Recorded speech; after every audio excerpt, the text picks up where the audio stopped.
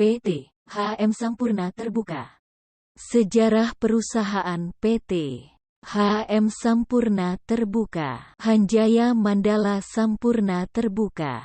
Sampurna didirikan di Indonesia pada tanggal 19 Oktober tahun 1963 berdasarkan Akta Notaris Anwar Mahajudin, SH, No.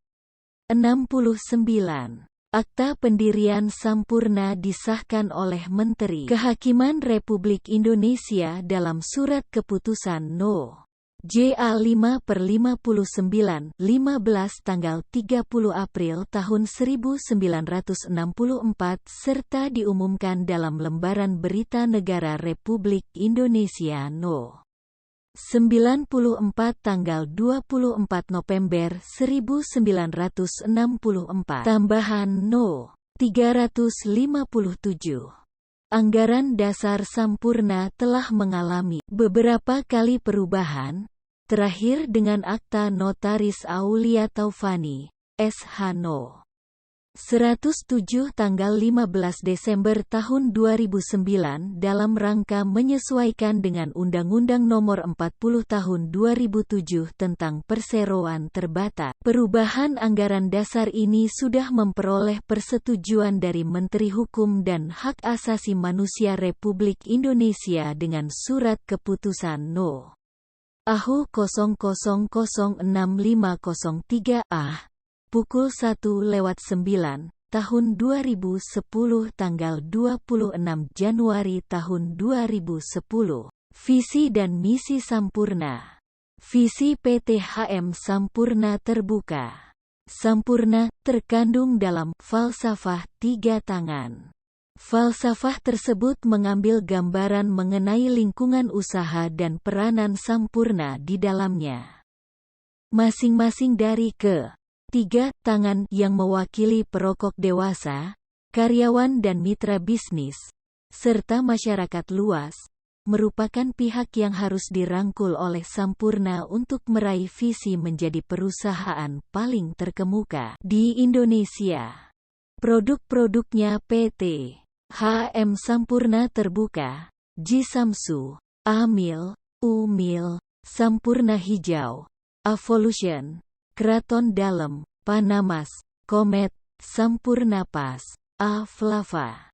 Kekurangannya, harga produknya relatif mahal. Kelebihannya, produk-produknya berkualitas, beragam-ragam jenis produk, mudah didapat di pasar-pasar terdekat. Analisis SWOT, kualitas bahan baku, menguasai pangsa pasar, kredibilitas perusahaan, budaya perusahaan, nilai kapital yang besar, weakness, harga yang cukup mahal, kurang diminatinya produk rokok kretek mil di internasional, kalahnya pangsa pasar SKM filter dari para pesaing, modal yang cukup besar untuk mengadakan event berkala, lambatnya pertumbuhan rokok Avolution, opportunity, masuknya Philip Morris sebagai mitra bisnis, tren pasar positif untuk rokok low-tar low nikotin, LTLN, di Indonesia, banyaknya spot yang terdapat pada event untuk mempromosikan produk baru,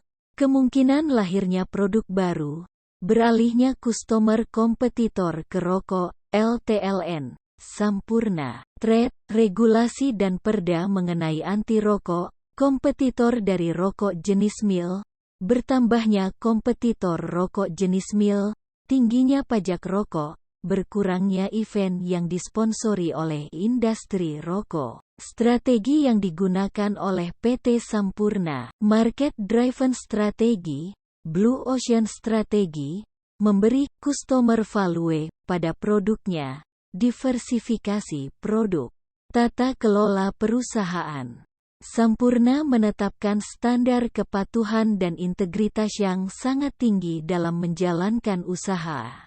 Aturan berperilaku, Code of Conduct, yang diterapkan pada seluruh afiliasi PMI, termasuk Sampurna, dikomunikasikan kepada karyawan Sampurna pada seluruh tingkatan organisasi, program pelatihan diadakan secara berkala dan partisipasi karyawan dimonitor dengan ketat. Pelaksanaan tata kelola perusahaan Sampurna menetapkan standar kepatuhan dan integritas yang sangat tinggi dalam menjalankan usaha.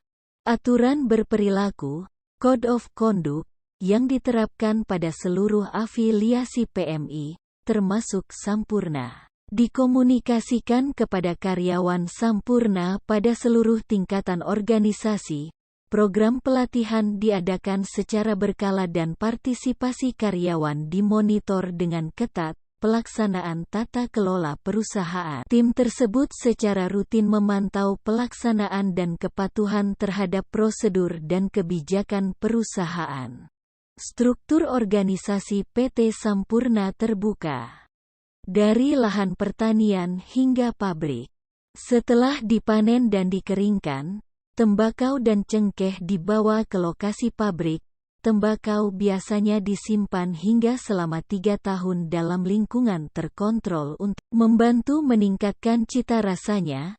Cengkeh juga melewati proses penyimpanan serupa hingga selama 1 tahun sebelum diproses menjadi cengkeh rajang, cut clove. Tembakau yang telah disimpan akan diproses terlebih dahulu sebelum dicampur dengan cengkeh rajangan yang telah kering.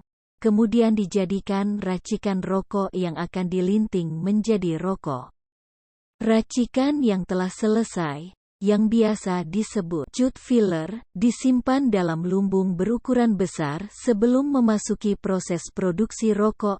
Rokok kretek dapat berupa sigaret kretek tangan, SKT, atau sigaret kretek mesin, SKM. Salah satu keunikan industri kretek Indonesia ialah masih digunakannya metode pelintingan secara manual dengan tangan, di mana para pekerja melinting produk rokok kretek dengan sangat cepat, bahkan hingga dapat mencapai 350 batang per jam. Fasilitas linting tangan dan buatan mesin. Produksi sigaret kretek tangan dan sigaret kretek mesin terdiri dari 3 tahapan: pemrosesan daun tembakau, produksi rokok, dan pengemasan serta persiapan distribusi. Dalam tiap tahapan produksi, pengendalian mutu yang sangat cermat memegang peranan penting untuk memastikan bahwa setiap batang rokok dibuat dengan standar tertinggi. Setelah siap, rokok kemudian dikemas dan dikirimkan untuk proses distribusi. Terima kasih.